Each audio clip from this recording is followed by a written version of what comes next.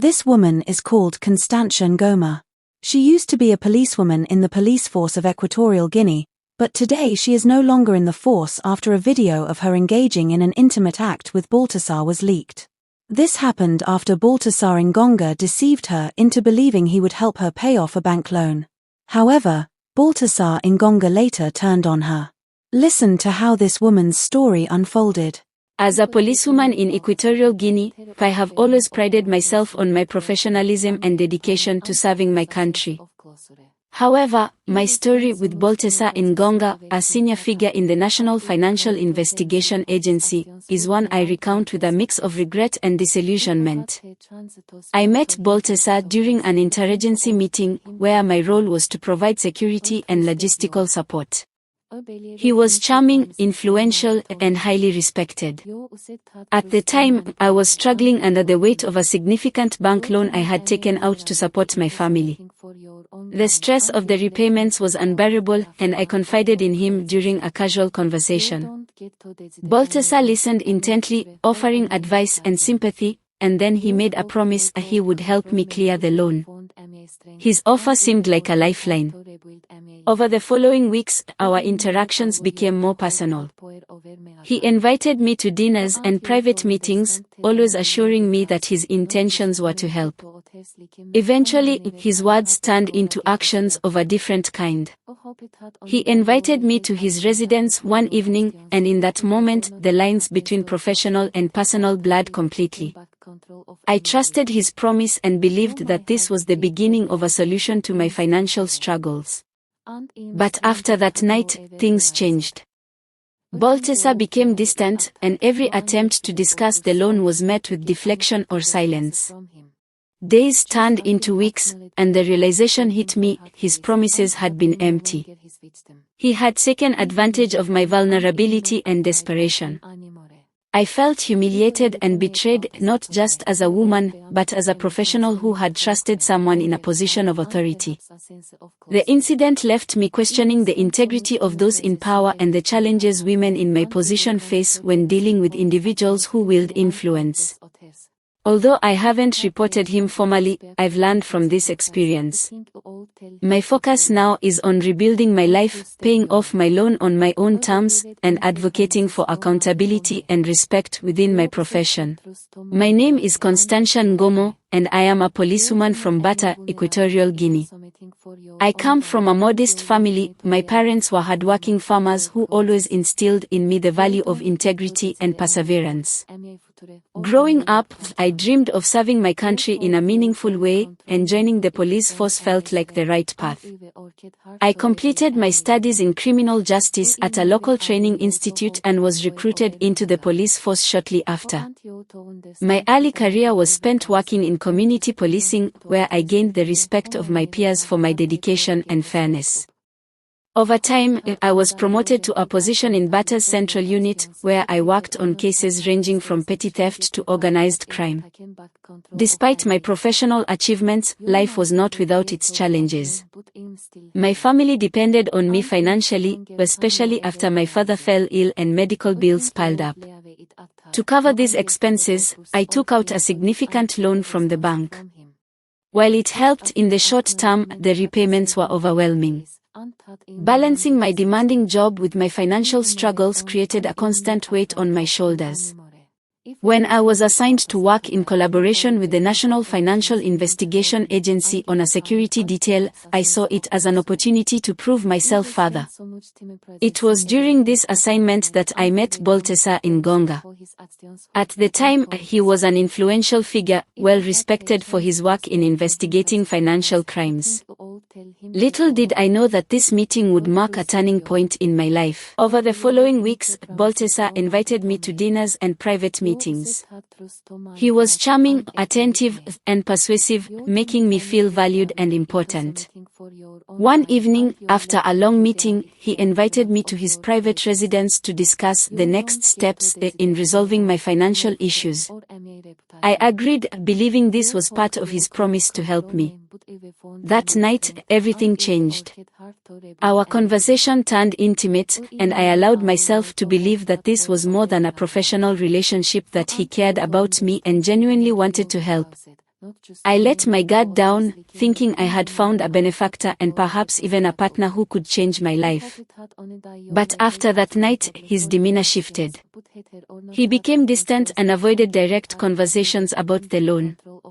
When I tried to bring it up, he would brush it aside with vague promises or excuses about being busy. The warmth and attentiveness he had shown me vanished, replaced by cold indifference. Weeks turned into months, and I realized I had been deceived. The man I had trusted had used my vulnerability against me. He had exploited my financial desperation and my hope for a better future. My loan remained unpaid, and I was left to deal with the emotional and professional fallout of what had happened. Looking back, I see how he manipulated me, using his power and influence to take advantage of someone he saw as vulnerable. It's a painful memory, but it has taught me important lessons about trust, power dynamics, and the importance of standing up for myself. Today, I am working hard to rebuild my life, focusing on my career and advocating for integrity and accountability in our institutions. As the days went by, my regret and anxiety about the video grew. I constantly worried about what Baltasar might do with it, especially since he had become so distant. I tried to convince myself that he would never risk his own reputation by making it public, but the thought that it existed at all left me feeling trapped. Every time I saw him in passing or during official functions, my heart would race. I wanted to confront him, to demand that he delete the video, but I was afraid of the consequences. He was a man of immense power, connected to people in high places, and I was just a policewoman trying to make ends meet. What if he turned the tables on me? What if he used the video to discredit me or ruin my career? I started to feel paranoid, constantly looking over my shoulder, wondering if he had shared it with anyone. My work began to suffer, as the stress affected my ability to focus. My colleagues noticed that something was wrong, but I couldn't tell them the truth. Who would believe me? Even if they did, the shame of admitting what had happened was too much to bear. Eventually, I decided to try and speak with him one last time. I wanted closure, if nothing else. I found an opportunity during a meeting where we were both present. Afterward, I approached him privately and asked to talk. He was dismissive at first, but I insisted. When I brought up the video, he looked at me with cold indifference and said, "You have nothing to worry about. It's safe with me." His tone was condescending, as if I should be grateful for his restraint. I pressed him to delete it, but he brushed me off, saying, "Why are you so worried?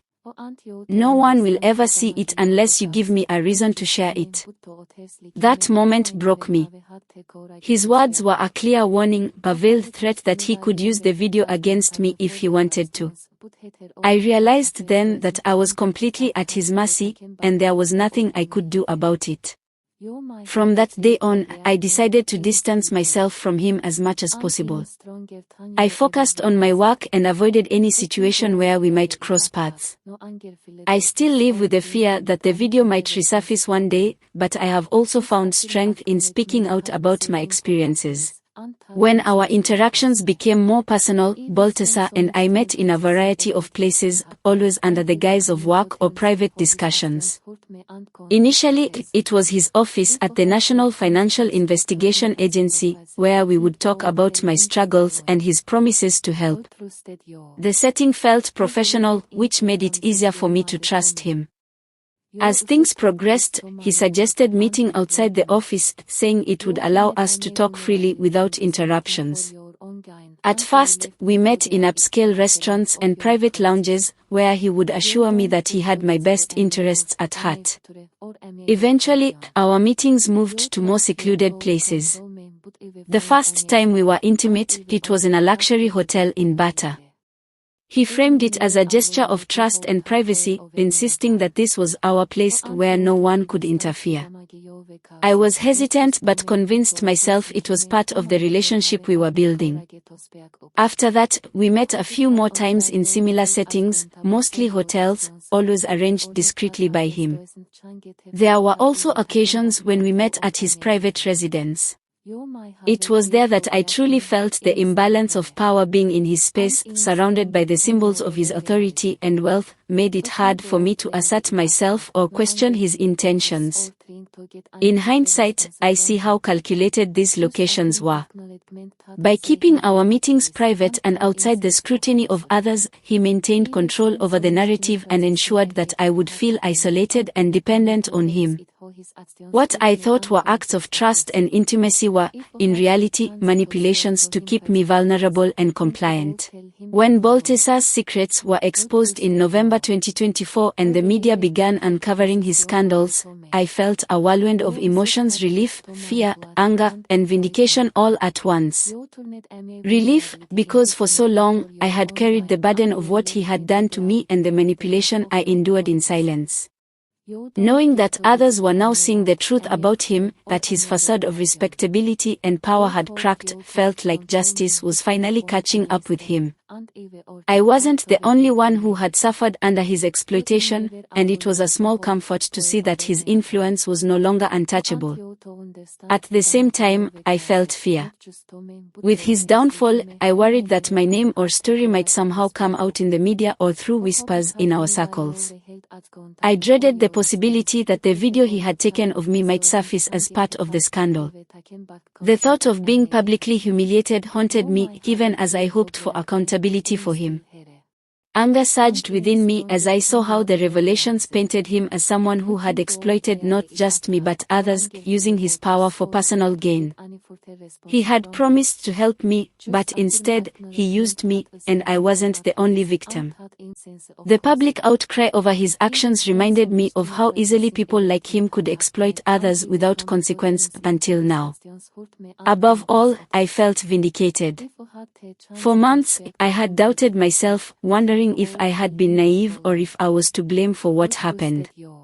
But when the truth about his corruption, manipulation, and abuse of power came to light, it affirmed that I wasn't the problem, he was. His actions were part of a broader pattern of deceit and exploitation, and I wasn't alone in falling victim to his schemes. While his exposure didn't erase the pain or undo what I went through, it gave me a sense of closure. I no longer felt completely powerless, and I found the courage to continue moving forward, focusing on rebuilding my life and career. Baltasar's downfall serves as a reminder that no one is above accountability, and that even the most powerful can be brought to justice when their lies are exposed. When the video of me and Baltasar was leaked, my life turned upside down. The shame and humiliation were overwhelming. Overnight, I went from being a respected policewoman to a target of gossip and judgment. Everywhere I went, I felt the weight of people's stares and whispers. At work, the atmosphere became unbearable. My colleagues, many of whom I once trusted, treated me differently. Some avoided me entirely, while others made inappropriate comments or jokes behind my back. My superiors didn't offer support, instead, they seemed more concerned about the damage to the department's reputation. The worst part was the betrayal I felt. That video, which Baltasar had assured me was private, had now become a tool to ruin my life. I couldn't help but feel that he had orchestrated this as a way to silence me or shift attention away from his other scandals. As the days passed, the pressure became too much to bear. I received anonymous calls and messages, some of them threatening, others mocking. My family, who had always supported me, was dragged into the scandal, and I could see how much they were suffering because of my association with him. I tried to keep going, telling myself that I could rise above it, but the constant humiliation took its toll. I began to dread going to work, knowing I would face judgment and ridicule. My mental health deteriorated, and I started having panic attacks. After weeks of this, I realized I couldn't continue. One morning, I walked into my superior's office and handed in my resignation letter. I kept it brief, stating that I was stepping down for personal reasons, but everyone knew the real reason.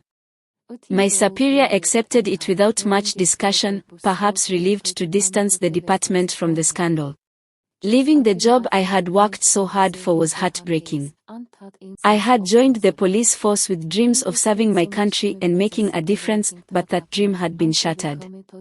I felt defeated and broken, but I also knew I needed to step away to protect what little dignity I had left and to start healing. After resigning, I moved to a quieter part of the country, far from the gossip and scrutiny. It's been a long journey of rebuilding my life, but I've learned to find strength in my experiences. While the scars remain, I've vowed to never let anyone else use their power to control or exploit me again. At the beginning of my interactions with Baltasar, I wouldn't say I wanted to fall in love with him, but I was drawn to him in ways I didn't fully understand at the time. He was charismatic, intelligent, and had an air of authority that commanded respect. He made me feel seen and valued, which was something I craved in a world where I often felt overlooked or underestimated. As our relationship progressed, there were moments when I thought about the possibility of something deeper. He was attentive, kind in his words, and made promises that gave me hope for a better future. For a while, I believed that maybe he genuinely cared for me, that what was happening between us could grow into something meaningful. But there was always a part of me that hesitated. I knew he was a man of power, and with that power came a level of manipulation and control. There were times when his charm felt calculated, as though he knew exactly how to say and do the right things to keep me invested in him. I began to realize that what I thought might be love was more about vulnerability and desperation, his ability to fill a void in my life when I needed help the most. When everything unraveled, and his true intentions became clear, any feelings of affection I might have had for him turned into anger and betrayal. Looking back, I know that what I felt wasn't love. It was the result of his manipulation and my hope that he could be the person he pretended to be. Love should be built on trust, mutual respect, and genuine care, none of which existed between us in the end. What I thought was a connection was simply a facade, and the pain of that realization has stayed with me. Baltasar was never someone to love, he was someone who took advantage of my vulnerability, and for that, I can never forgive him. Baltasar didn't completely destroy my future, but he left deep scars that have taken a long time to heal, and he altered the course of my life in ways I could never have imagined. His actions shook the foundation of my career, my reputation, and my sense of self-worth. When the video was leaked, it felt like my entire life had crumbled. I lost the job I had worked so hard for, a position that I was proud of and that represented my commitment to serving my country. The shame and humiliation that followed the scandal isolated me from my colleagues and community, leaving me to rebuild my life from scratch. Financially, I was still struggling with the loan that had initially led me to trust Baltasar, and his promises to help me were empty. I had to find other ways to support myself and my family, which was an uphill battle after losing my job and credibility. Emotionally, he left me questioning my own judgment and worth. I had trusted him, allowed myself to believe his lies, and made decisions that I deeply regretted. The experience made it hard to trust anyone, especially men in positions of power. However, as much as Baltasar's actions hurt me, I refused to let him define my future. While he disrupted my life and derailed my career, he didn't take away my resilience or my ability to start over. His betrayal taught me hard lessons about power, manipulation, and the importance of standing up for myself. I've begun rebuilding my life step by step. It hasn't been easy, but I found new opportunities and a renewed sense of purpose. I'm determined to use my experience to advocate for accountability and to support other women who have faced similar situations. In the end, Baltasar may have tried to destroy my future, but he didn't succeed. I'm stronger now, and I've learned to reclaim my narrative. My story isn't over, and I won't let him be the one to write its ending.